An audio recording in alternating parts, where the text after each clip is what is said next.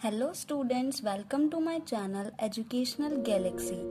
तो आज हम क्लास 9th साइंस का chapter 1 matter in our surrounding start करेंगे। चैप्टर स्टार्ट करने से पहले मैं एक बात बता देती हूँ कि मैंने इस चैप्टर को 4 टॉपिक्स में डिवाइड किया है।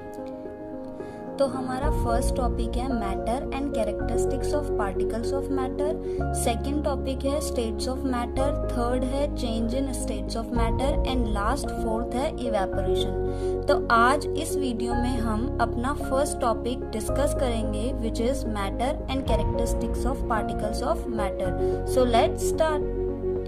तो सबसे पहले मैटर को समझने के लिए हमें एक काम करना होगा। हमारे आसपास जितनी भी चीजें हम देख पा रहे हैं या फिर जिन्हें हम फील कर पा रहे हैं उनकी एक लिस्ट बनानी होगी। फॉर एग्जाम्पल मैं यहाँ पे लिखती हूँ पेन, बेड, जो भी चीजें हम देख सकते हैं अपने आसपास, book, chair, table, fan etcetera, कुछ भी वो हो सकती है। तो ये सारी जो चीजें हैं इनमें क्या कॉमन बातें हैं? एक तो ये है कि ये सभी चीजें नॉन लिविंग थिंग्स हैं, they all are non living things. Second one is they all have mass and volume, इनका कुछ ना कुछ मास एंड वॉल्यूम है। और लास्ट है ये सभी चीजें, एक लास्ट बात क्या कॉमन होगी इनमें, ये सभी चीजें कुछ ना कुछ जगह घेरती हैं जहाँ पे भी ये रखी जाती है। It means they all occupy some space. तो यही हमारी मैटर की प्रॉपर्टीज होती हैं कि मैटर क्या होता है। फर्स्टली तो वो नॉन लिविंग थिंग्स होता है, उसका कुछ ना कुछ मास और वॉल्यूम होता है और वो कुछ ना कुछ स्पेस ऑक्यूपाई करता है। तो इससे हम सिंपल सी एक मैटर की डेफिनेशन बना सकते हैं। What is matter? What is matter? इन्हीं दोनों तीनों पॉइंट से हमारी डेफिनेशन बनेगी। ये तो कॉमन है ही कि ये नॉन लिविंग थिंग्स होता है, बट इन दोनों पॉइंट से हमारी मैटर की डेफिनेशन बन जाएगी। What is matter? Matter is anything, matter is anything which has mass, which has mass and occupy some space। Matter वो चीज है जिसका कुछ ना कुछ मास होता है और वो स्पेस ऑक्यूपाई करता है।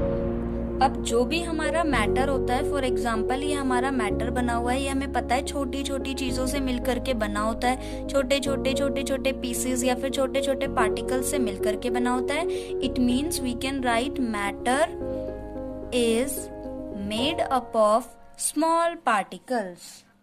मीन्स जो हमारा मैटर है वो छोटे छोटे पार्टिकल्स से मिलकर के बना होता है। अब हम इन पार्टिकल्स की प्रॉपर्टीज पढ़ेंगे कि इन पार्टिकल्स की क्या कैरेक्टरिस्टिक्स होते हैं, क्या प्रॉपर्टीज होती हैं।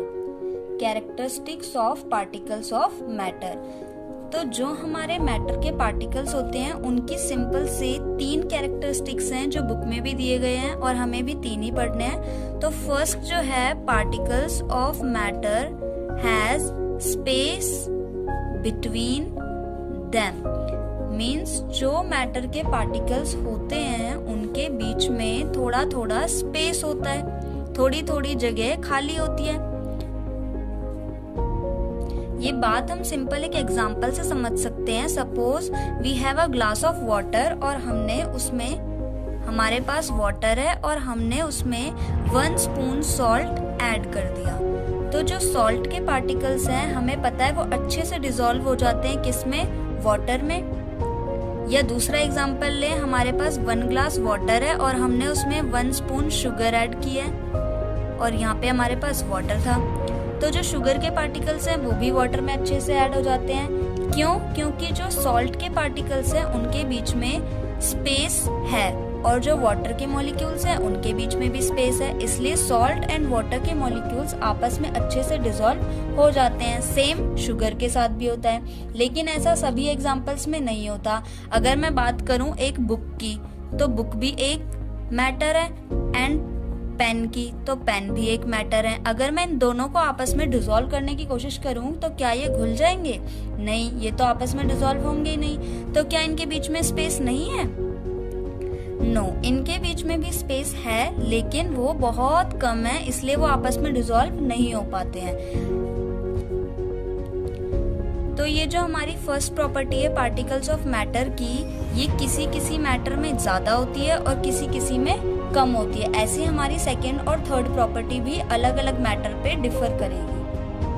तो हमारे सेकेंड प्रॉपर्टी है particles of matter are continuously moving. Means जो मैटर के पार्टिकल्स हैं वो कभी भी एक जगह पे स्टेबल नहीं रहते, वो हमेशा मूव करते रहते हैं एक जगह से दूसरी जगह।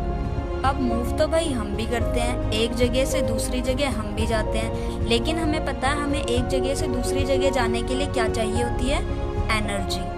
तो ये जो पार्टिकल्स मूव कर रहे हैं किसी भी मैटर के अंदर, इनके पास भी एक स्पेशल काइंड की एनर्जी होती है जिसे हम क्या कहते हैं, काइनेटिक एनर्जी।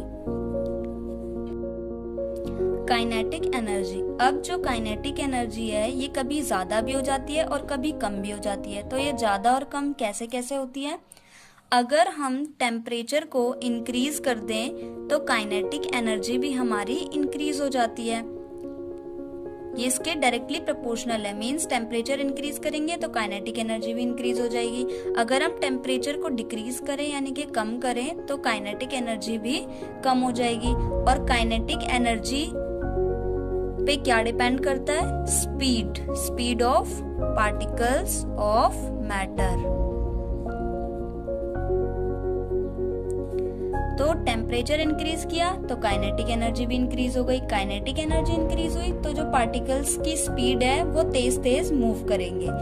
टेम्परेचर अगर हम कम कर दें तो काइनेटिक एनर्जी भी कम हो जाएगी। तो जो पार्टिकल्स की स्पीड है वो स्लो हो जाएगी और वो धीरे धीरे मूव करेंगे एक जगह से दूसरी जगह।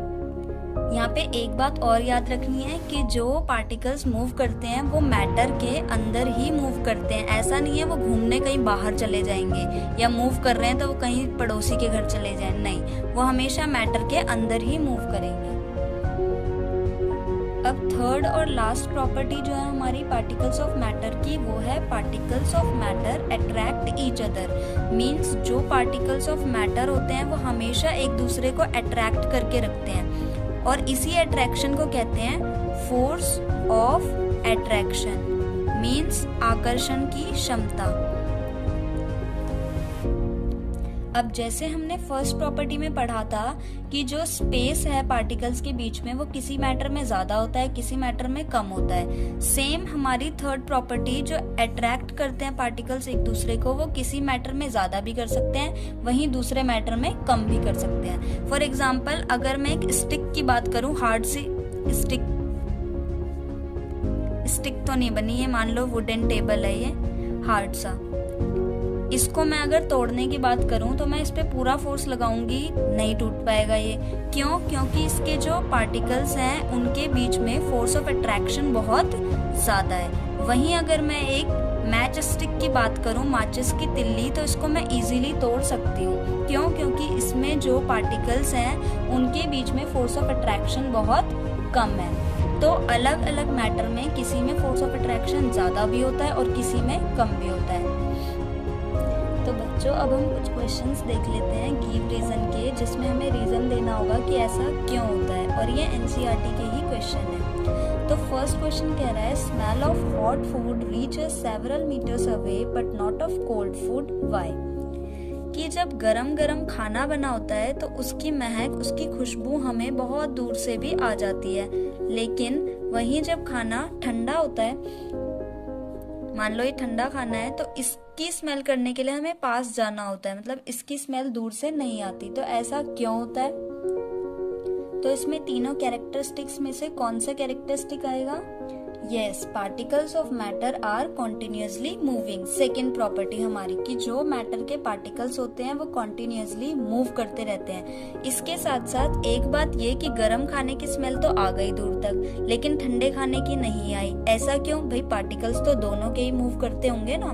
पर हमने एक कॉन्सेप्ट और पढ़ा था, काइनेटिक एनर्जी। तो हमने एक चीज देखी थी कि जब टेम्परेचर ज्यादा होता है तो काइनेटिक एनर्जी भी ज़्यादा हो जाती है। तो फर्स्ट वाले केस में टेम्परेचर ज़्यादा है इसलिए इसकी काइनेटिक एनर्जी भी ज़्यादा है, क्योंकि काइनेटिक एनर्जी ज़्यादा है तो स्पीड भी ज़्यादा होगी, इसलिए दूर तक पार्टिकल्स चले जाते हैं। लेकिन जब खाना ठंडा है तो टेम्परेचर कम है, काइनेटिक एनर्जी भी कम है और स्पीड ऑफ पार्टिकल्स भी कम है, इसलिए हमें इसकी स्मेल करने के लिए पास आना होता है।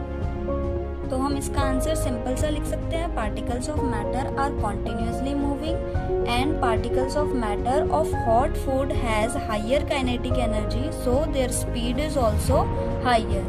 That is why smell of hot food reach us several metres away but not of cold food. अब चलते हैं अपने क्वेश्चन नंबर 2 की तरफ। इसमें कह रहा है a diver can cut through water in a swimming pool why. एक स्विमिंग पूल में जो डाइवर है या सिंपल स्विमर भी कह सकते हैं हम, वो इजीली पानी को काट के आगे चला जाता है। ऐसा क्यों होता है? मान लो ये डाइवर है, चश्मे भी पहने हैं इसने, तो ये पानी को आराम से काट के आगे चला जाता है। ऐसा क्यों होता है? तो इसमें कौन सी प्रॉपर्टी आएगी पार्टिकल्स ऑफ मैटर की?